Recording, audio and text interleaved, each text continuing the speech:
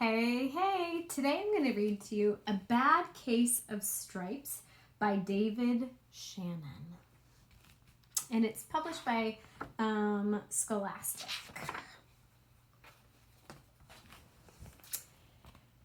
Camilla Cream loved lima beans, but she never ate them. All of her friends hated lima beans, and she wanted to fit in. Camilla was always worried about what other people thought of her. Today she was fretting even more than usual. It was the first day of school, and she couldn't decide what to wear.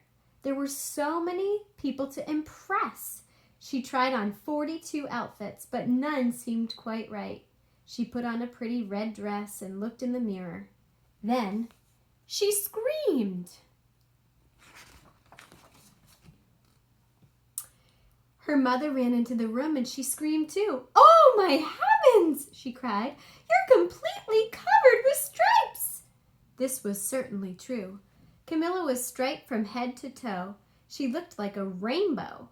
Mrs. Cream felt Camilla's forehead. "Do you feel all right?" she asked. "I feel fine," Camilla answered. "But just look at me." "You get back in bed this instant," her mother ordered. "You're not going to school today." Camilla was relieved. She didn't want to miss the first day of school, but she was afraid of what the other kids would say, and she had no idea what to wear with those crazy stripes.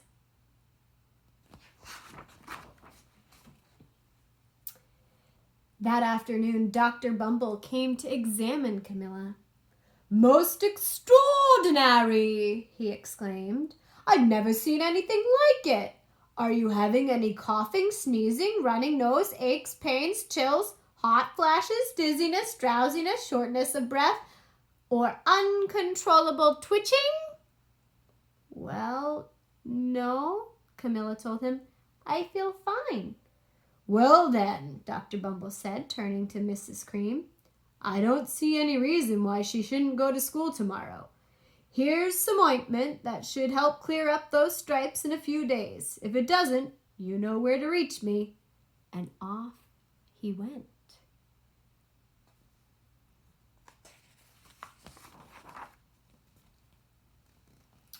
The next day was a disaster. Everyone at school laughed at Camilla.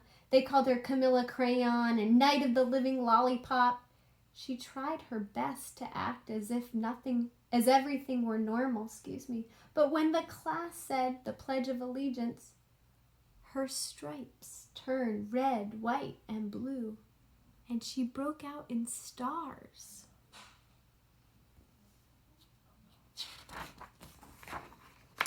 How do you think Camilla's feeling right now? How would you feel if you were Camilla in this situation? What do you think the other children are thinking? The other kids thought this was great. One yelled out, "Let's see some purple polka dots." Sure enough, Camilla turned all purple polka dotty. Someone else shouted, "Checkerboard!" and a pattern of squares covered her skin. Soon everyone was calling out different shapes and colors, and poor Camilla was changing faster than you can change channels on a TV.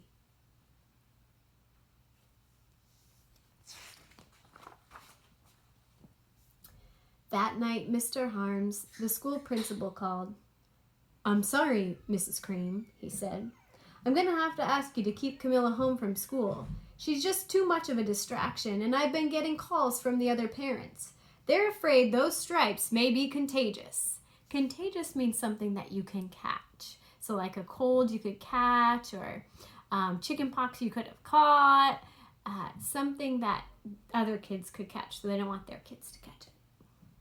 Camilla was so embarrassed. She couldn't believe that 2 days ago everyone liked her.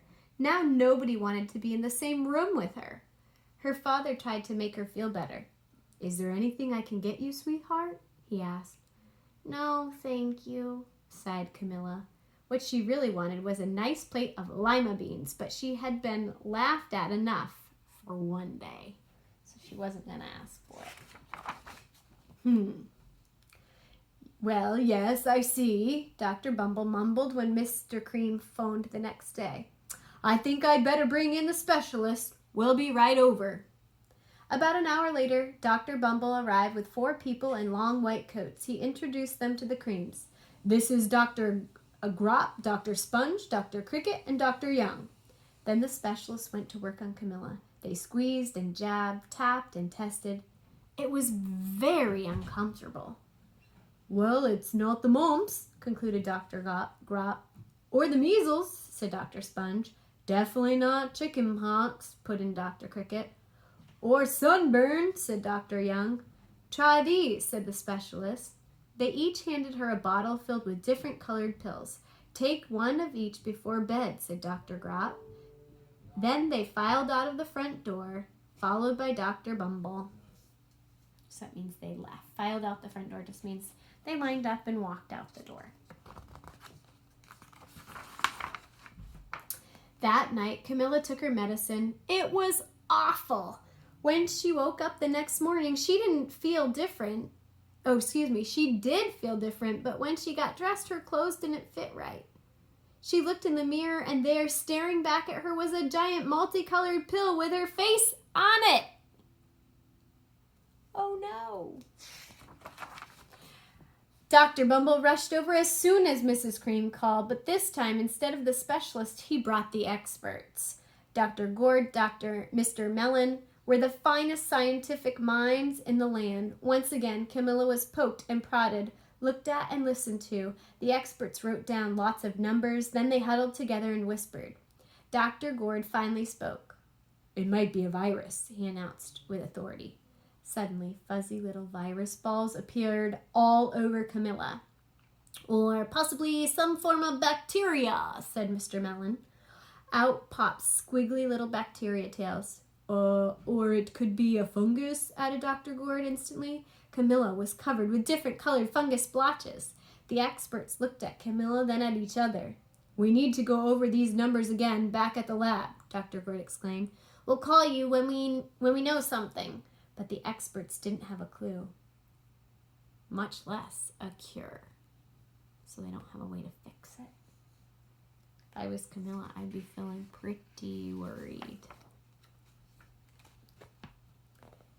By now, the TV news had found out about Camilla. Reporters from every channel were outside her house telling the story of the bizarre case of the incredible changing kid. Soon, a huge crowd was camped out on the front lawn. The Creams were swamped with all kinds of remedies from psychologists, allergists, herbalists, nutritionalists, psychics, an old medicine man, a guru, and even a veterinarian. Each so-called cure only added to poor Camilla's strange appearance until it was hard to even recognize her. She sprouted roots and berries and crystals and feathers and a long furry tail. But nothing worked.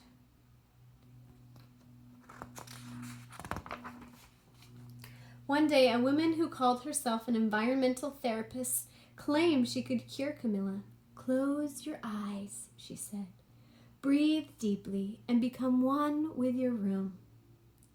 I wish you hadn't said that, Camilla groaned. Slowly, she started to melt into the walls of her room. Her bed became her mouth, her nose was a dresser, and 2 paintings were her eyes.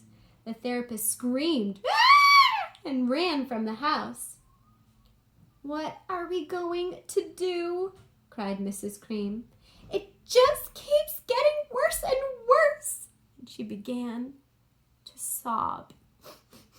Now, if you remember from one of my earlier stories, I told you that sob means to cry. So she's crying really hard, big tears. She's upset. She wants her daughter to feel better. At that moment, Mr. Cream heard a quiet little knock at the front door. He opened it, and there stood an old woman who was just as plump and sweet as a strawberry.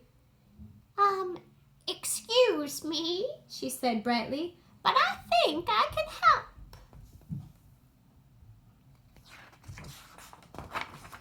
She went into Camilla's room and looked around. My goodness, she said with a shake of her head. What we have here is a bad case of stripes. One of the worst I've ever seen. She pulled a container of small green beans from her bag. Here, she said, these might do the trick. Are those magic beans? Asked Mrs. Cream. Oh my, no, replied the old kind woman. There's no such thing. These are just plain old lima beans. I'll bet you'd like some, wouldn't you? She asked Camilla. Camilla wanted a big heaping plate full of lima beans, more than just about anything, but she was still afraid to admit it. Yuck, she said. No one likes lima beans, especially me. Oh dear, the old woman said sadly. I guess I was wrong about you. She put the beans back in her bag and started toward the door. Camilla watched the old woman walking away. Those beans would taste so good, and being laughed at for eating them was nothing compared to what she's been going through. She finally couldn't stand it. Wait, she cried. The truth is, I really love lima beans. I thought so, the old woman said with a smile. She took a handful of beans and popped them into Camilla's mouth. Mmm, said Camilla.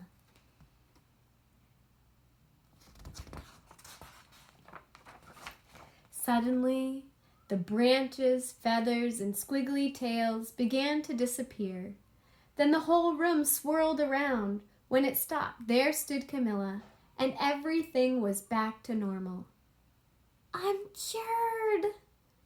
Yes, said the old woman. I knew the real you was in there somewhere. She patted Camilla on the head, then she went outside and vanished into the crowd. Vanished is a tricky word. Vanish means disappeared. Poof, gone. Afterward, Camilla wasn't quite the same. Some of the kids at school said she was weird, but she didn't care a bit.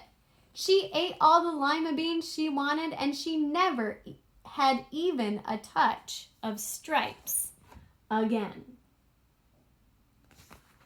I wonder if you ever changed yourself to fit in, to be like the other kids because you thought that might make you cool or might make them like you more. That's what we see happening to our friend Camilla, is she doesn't feel brave enough to be herself, and she keeps changing for other people. I'm wondering if you can find a grown-up and tell them, who are the characters in my story, A Bad Case of Stripes? Where does the story take place? And maybe there are a few settings, because it kind of changes. Also, I'm wondering, what's the problem? And what's the solution? How is the problem fixed? Maybe you could also tell me, or tell your grown-up, how do you think Camilla felt at the beginning of the story? And then how does she feel at the end of the story? See you next time.